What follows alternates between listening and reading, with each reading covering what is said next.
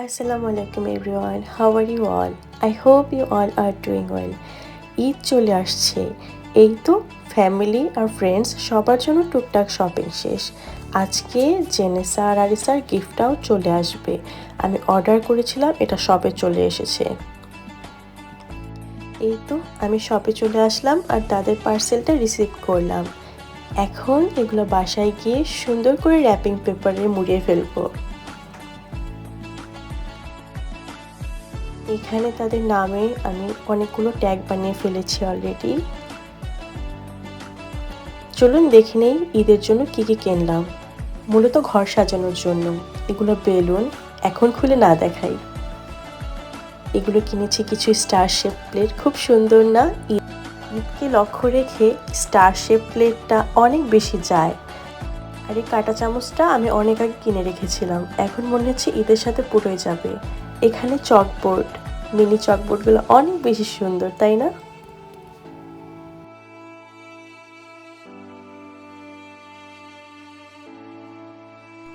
এই candle melt বার্নারটা আমি আমার বেডরুমের জন্য নিয়েছি, এটা দেখার সাথে সাথে আমার আকর্ষণীয় লেগেছে।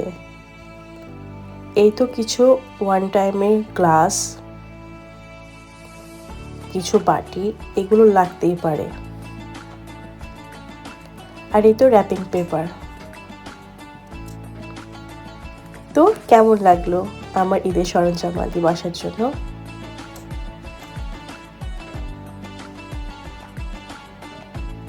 এখানে কিনেছি কিছু ছোট বাচ্চাদের জন্য গিফট র্যাপার। এটার মধ্যে তাদের কিছু সুইটস দেওয়া যাবে। আর এটা একটা কুকি কাটার। তো আমি কিছু ক্যান্ডেল পড়েছিল বাসায়, এগুলো এখন ডেকোরেশন করে কাজে লাগিয়ে ফেলবো ঈদের জন্য। এগুলো নর্মালি আমি এভাবেই রাখতাম, বাট চিন্তা করলাম ঈদ যখন, এটাকে কেননা একটা ঈদের শেপ দেওয়া যায়। আমি এটাকে প্রথমে ডেকোরেশন করে নেব। এটাকে সুন্দর করে কোনো একটা ডিজাইন দিয়ে নেব, দেন আমি এটার উপর গ্লিটার ছড়িয়ে সুন্দর কিছু করার ট্রাই করব।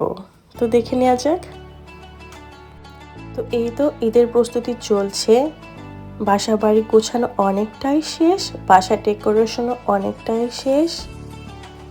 কালকে আরেকটা ব্লগ দিব ইনশাল্লাহ বাসা ডেকোরেশনের উপর।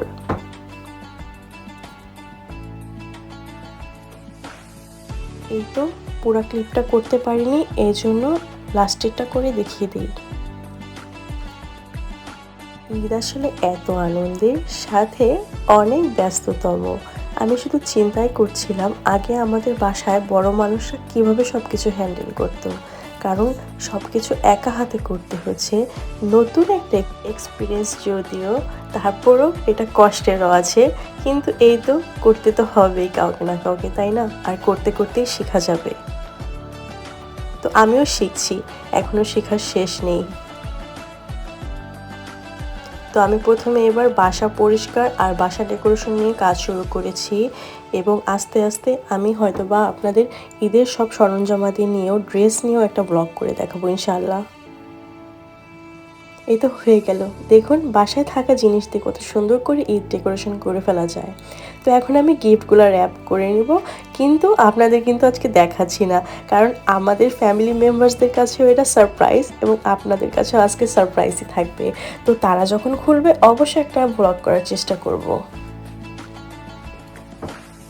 প্রথমে জেনেসা আর আরিসার গিফটটা দিয়ে শুরু করলাম, এটা জেনেসার আর আরিসারটা এখন করব।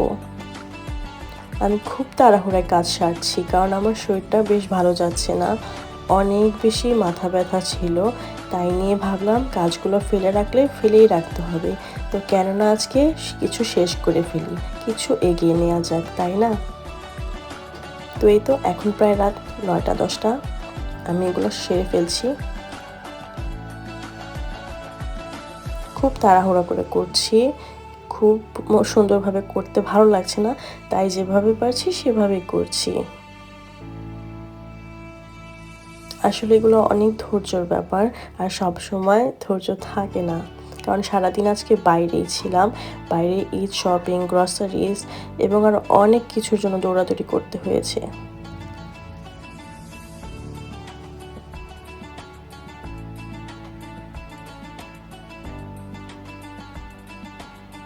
এর মধ্যে আবার ওদেরকে স্কুলে দিতে হবে সকালে। ওরা এখন শুয়ে পড়েছে একটু আগেই, তো আমি কিছু কাজ এজন্য সেরে একটু কমিয়ে রাখবো, কারণ আবার সকালে উঠতে হবে। আর সকালের রুটিনটা অনেক বেশি টাফ আর অনেক বেশি দৌড়ের উপর যায়, তো এই জন্য আমি সকালটা ফ্রি রাখি।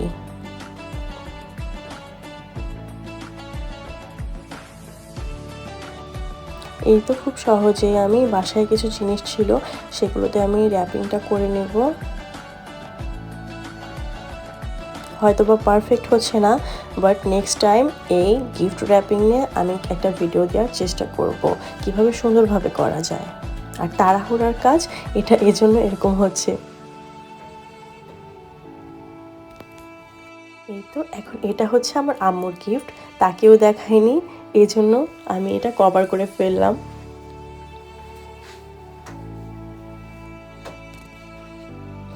আর কালকে আরও কিছু গিফট বাকি সবার জন্য কিনতে যাব, এখনও গিফট কেনা শেষ হয়নি।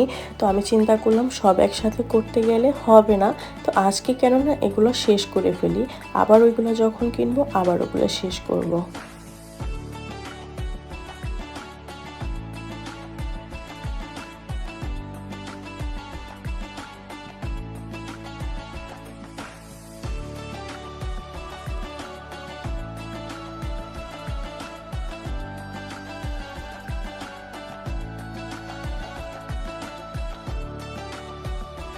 ভালো থাকবেন আপনারা সবাই, আর অবশ্যই জানাবেন আপনাদের ভিডিওটা কেমন লাগলো আর আপনারা ঈদের কি প্রিপারেশন নিচ্ছেন। ভালো থাকবেন সবাই, বাই।